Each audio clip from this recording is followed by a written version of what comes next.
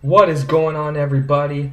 I am continuing my WrestleMania review series, as promised, and, of course, I am reviewing WrestleMania 2. Now, this took place in 1986, and this WrestleMania is historic for taking place in 3 different venues. You had a show in New York, you had a show in Chicago at the Rosemont Horizon, and you had the last show in at the LA Sports Arena in Los Angeles. So this was a historic WrestleMania just for that factor. And there was actually no technical difficulties when they went from city to city, so I thought that was actually surprising, and I thought it was good, especially since this was back in the 80s and there was no technical difficulties when they switched cities, so yeah. But, to be honest, I did not enjoy the show too much. Now, I'm probably gonna get a lot of shit for this, but, give me all the shit you want, because I really don't care. This WrestleMania is historic, it is, but, I don't know, I just didn't care for it, as a whole show. I mean, the show wasn't downright horrible or anything, no, but, I don't know, let's just get into the card.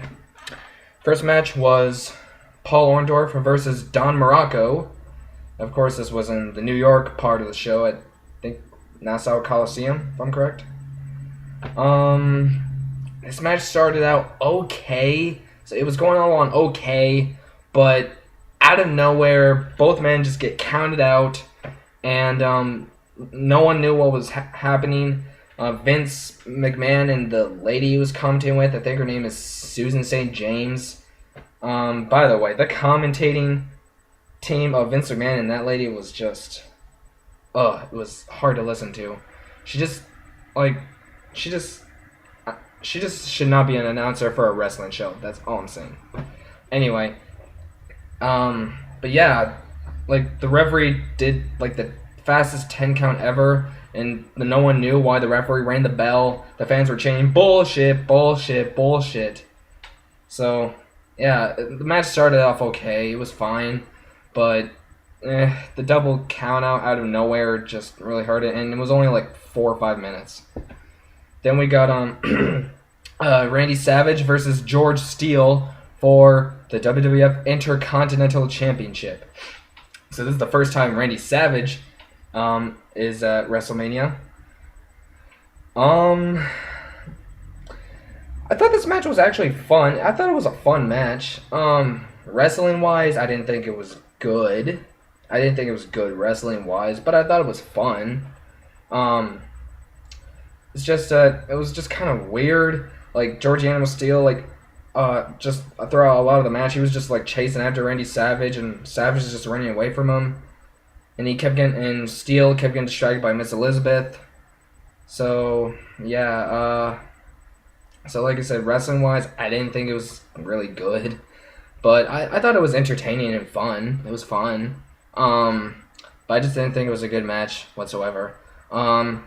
Randy Savage gets the win when he has his legs up on the ropes and he pins George the Animal Steele and he retains the title.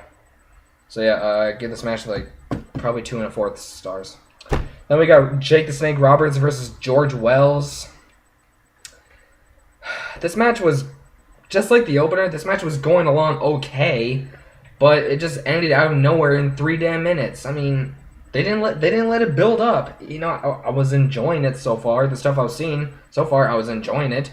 And Jake Roberts, but out of nowhere, he just hits the DDT, and that's it.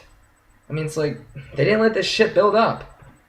So I just couldn't get into it anymore because the match was so short, and it was going on fine, but it was only 3 minutes. So, did not care for that.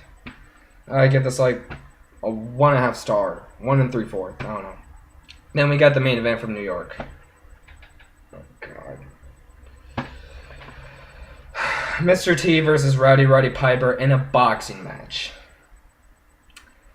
You know, I don't really like it when WWE does other sports into their product. I mean, if they do it right, okay, I'm actually fine with it. But here, in my opinion, they did not do it right.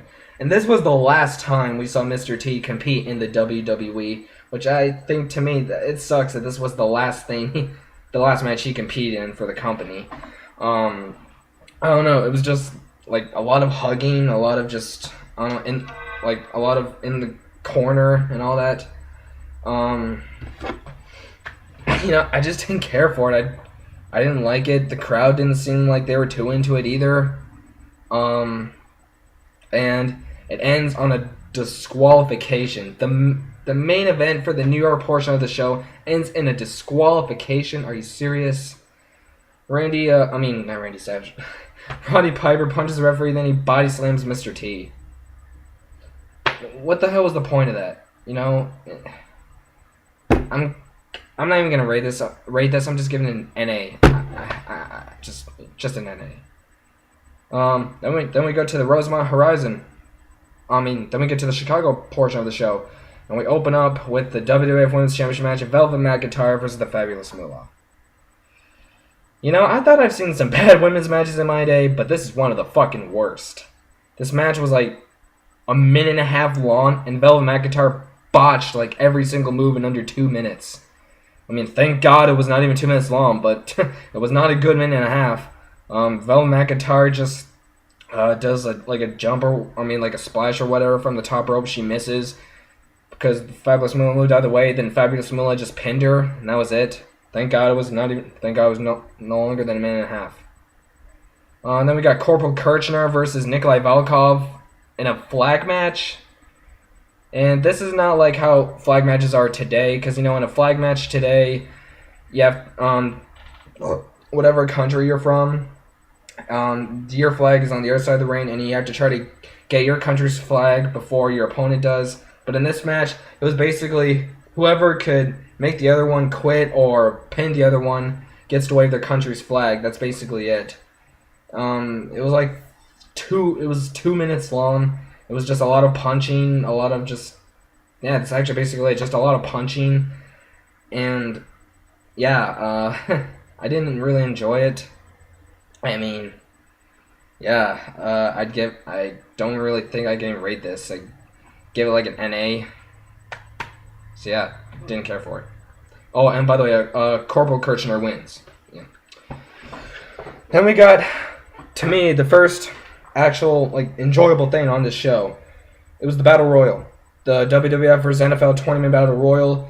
You had guys, you had a bunch of WWF wrestlers in there, but also some guys from the NFL, like William the Refrigerator Perry, Bill Fralick, guys like that. And wrestlers, you had Andre the Giant, Bret Hart, Bruno Sammartino, the Iron Sheik. Yeah, a lot of future stars and legends in this Battle Royal, and some football legends too. It was fun. It wasn't great or anything, but I thought it was fun for what it was. I thought it was a fun, good Battle Royal. Andre the Giant wins by eliminating the Hart Foundation. He last eliminated Bret Hart, so he wins the Battle Royal. And yeah, I thought it was a fun Battle Royal. I give this 2 1/4 stars. Then we got the main event for the Chicago portion of the show. Greg the Hammer Valentine and Brutus Beefcake versus the British Bulldogs for the WWF Tag Team Championship. Really good match. I thought this was probably the second best match of the night, or maybe even match of the night. But yeah, really good match. It went on for quite a while. It had good back and forth action here. It wasn't slow. It wasn't boring.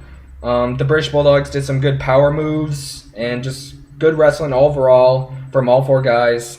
The ending kind of came out of nowhere, though. I think it was Dynamite Kid? No, British Bulldog? I don't know. He was getting beat up by Greg Valentine. Then he just throws Greg Valentine into a Dynamite Kid. And Dynamite Kid and Greg Valentine headbutt each other. and Diamond Kid falls off the side of the ring, and then Greg Valentine just gets pinned by British Bulldog. Yeah, I thought the finish was just kind of eh. It was just like out of nowhere. But I'm not gonna bitch about the match because it was good. It was good. So yeah, probably best match of the night. And that's it for the Chicago show. And now we're to the last portion of the show in LA. It started off with Hercules Hernandez versus Ricky Steamboat. This match was okay. It wasn't anything too special. No, it was nothing bad, but really nothing that good. It was okay. To be honest, I thought it was better than I expected. I thought it was better than I thought it was gonna be. Because Hercules Hernandez, not that good of a wrestler. I mean, he wasn't horrible, but yeah. Yeah, he wasn't a horrible wrestler, but yeah. But yeah, it was okay. Ricky Steamboat wins with a crossbody, and then next year he goes on to have one of the greatest matches of all time at WrestleMania 3, and of course, I'll talk about that in my WrestleMania 3 review. But yeah, Ricky Steamboat wins. Oh, by the way, they also had a commentator. Speaking of the actress that was a commentator in New York, for every portion of the show, they commentated. There was an actress as a commentator. In New York, they had the Susan St. James chick. In Chicago, I think her name is Kathy Lee Lewis.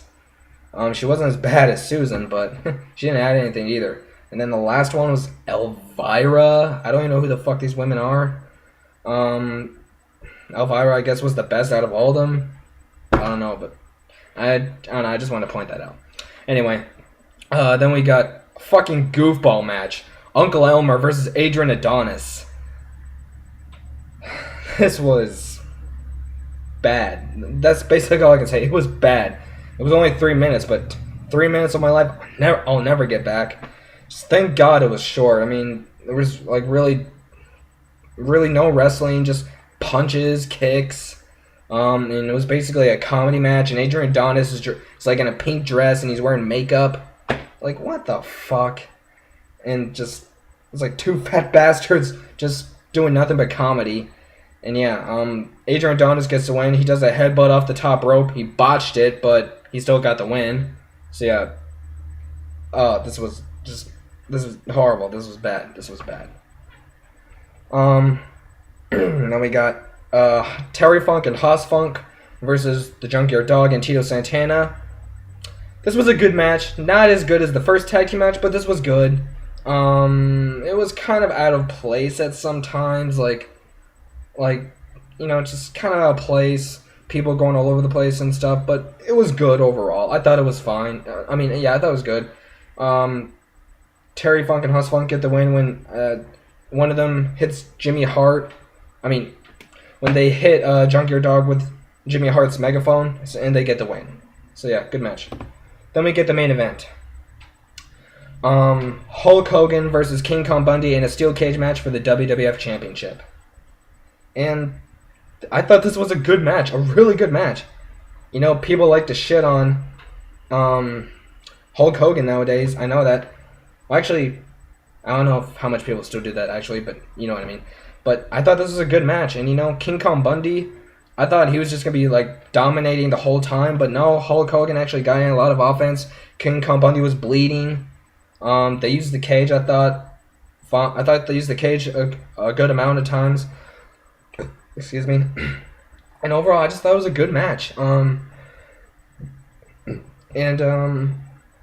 Yeah, Hulk Hogan retains the WWF title by escaping the cage from climbing the top, and then he attacks Bobby Heenan, and then Vince McMahon sends off everyone, by saying thanks for watching WrestleMania or whatever, and then the show ends. So yeah, good main event. But overall, I didn't think the show was good. I'm sorry. I'd give the show about a 4.5 out of 10.